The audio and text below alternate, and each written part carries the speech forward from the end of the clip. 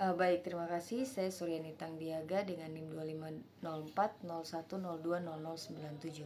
Baik, pada kesempatan kali ini saya bersama rekan saya, kami akan mempresentasikan hasil kerja kelompok kami pada UAS ABO dengan judul Sistem Absensi Karyawan pada PT Himatika.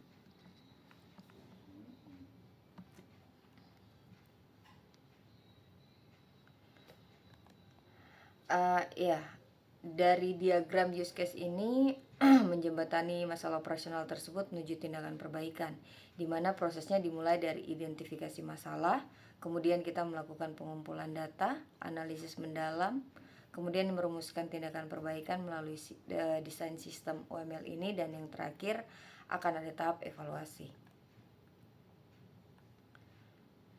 Kemudian ada analisis proses kerja atau flowchart. Untuk memahami di mana masalah terjadi, kita buat flowchart kerja karyawan.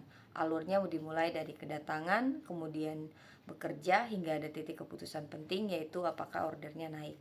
Jika iya, karyawan kembali bekerja dan ini akan memicu lembur. Kemudian jika tidak, karyawan akan pulang. Nah, masalahnya ada pada pencatatan di titik keputusan tersebut secara manual. Flowchart ini menegaskan bahwa titik keputusan ini adalah dasar pencatatan waktu lembur yang akurat, yang wajib ditangani oleh sistem baru. Kemudian ada aktivitas entry data karyawan dan shift. Sekarang kita masuk ke desain sistemnya, dimulai dari persiapan data dasar oleh admin. Nah, diagram di aktivitas ini menunjukkan bahwa admin memiliki akses penuh untuk mengelola data master sebelum transaksi absensi dilakukan. Ada dua aktivitas utama. Yang pertama, entry data karyawan, yaitu admin memasukkan NIP, nama, jabatan, dan lainnya. Kemudian ada entry data shift, yaitu mendefinisikan jam mulai dan berakhir untuk shift 1, shift 2, maupun shift 3. Kemudian ada aktivitas absensi dan validasi jam pulang. Nah, ini adalah inti dari solusi kita, di mana dua diagram aktivitas di slide ini menunjukkan alur pencatatan kehadiran. Dan yang paling penting adalah validasi otomatis. Nah, misalkan jika karyawan itu dia harus pulang di pukul 16.00, namun baru scan jari di pukul 18.00. Nah, ini sistem dia akan secara otomatis mendeteksi sebagai pulang tidak sesuai shift, dan secara otomatis juga menandainya sebagai potensi lembur. Ini menutup celah kesalahan pencatatan lembur yang selama ini terjadi.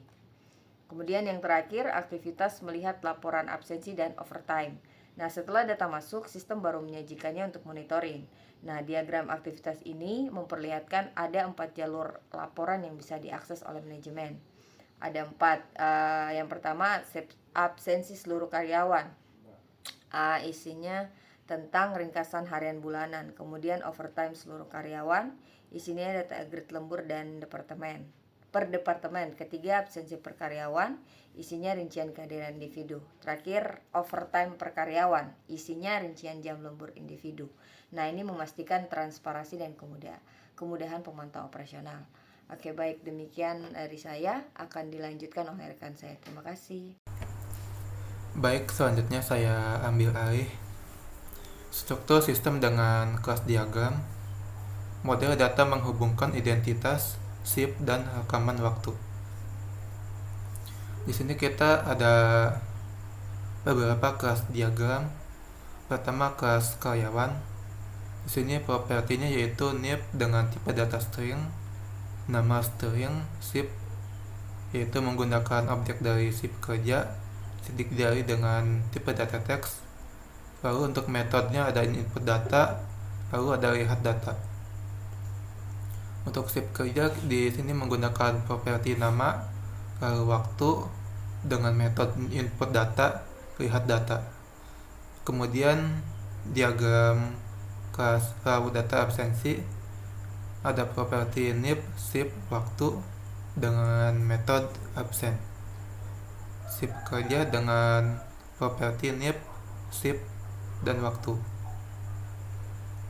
Lalu kemudian metodenya yaitu lihat laporan absensi, lihat laporan overtime, lihat laporan absensi per karyawan, lihat laporan overtime per karyawan. Di sini atribut kuncinya yaitu NIP, nama, shift, sidik jari, waktu, absensi. Metode utamanya input data absen dan lihat laporan absensi.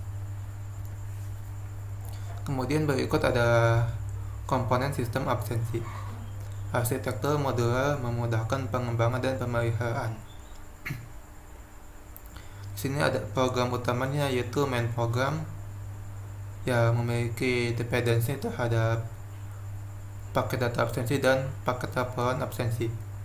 Pada paket data absensi memiliki komponen yaitu data karyawan dan absensi. Kemudian pada paket laporan absensi ada komponen absensi dan laporan overtime. Data absensi, data karyawan plus data absensi. Main program inti orkestrasi sistem. Laporan absensi plus overtime. Urutan input data karyawan dan SIP. Admin berkomunikasi dengan sistem absensi lalu data dipersistenkan ke database. Ini adalah sequence input data diagram. Pertama, aktor admin menginputkan data karyawan ke sistem absensi. Kemudian sistem absensi akan memasukkan database ke database. Kemudian sistem absensi akan membuat karyawan baru. Kemudian hasilnya akan di-return ke admin. Lalu untuk input data SIP, admin menginputkan data SIP, lalu absen sistem menginputkan datanya ke database, kemudian membuat data baru, kemudian mengembalikannya ke admin. Lalu berikut adalah sequence absensi. Sistem memeriksa identitas, status, dan waktu sebelum menyimpan transaksi. Pertama, aktor akan melihat data di sistem absensi, kemudian sistem absensi akan mengambil data dari database, lalu mengembalikannya ke admin untuk dilihat. Admin akan memeriksa data tersebut. Setelah itu, data yang kurang akan diinputkan ke sistem. Kemudian sistem akan memasukkannya ke database, kemudian akan membuat data baru. Kemudian saya akan jelaskan sequence validasi sidik jari. Karyawan menginputkan titik jarinya, kemudian sistem absensi mengambil data SIP dari database. Setelah itu melakukan pengecekan waktu, dan jika ada waktu yang salah maka akan mereturnkan alert ke karyawan. Kemudian di sini saya akan menjelaskan overtime keseluruhan.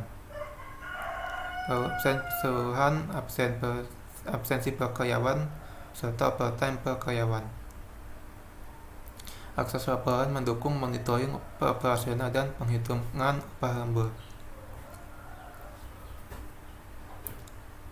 Admin melihat laporan absensi, kemudian sistem mengambil datanya, setelah itu mereturnkan ke admin.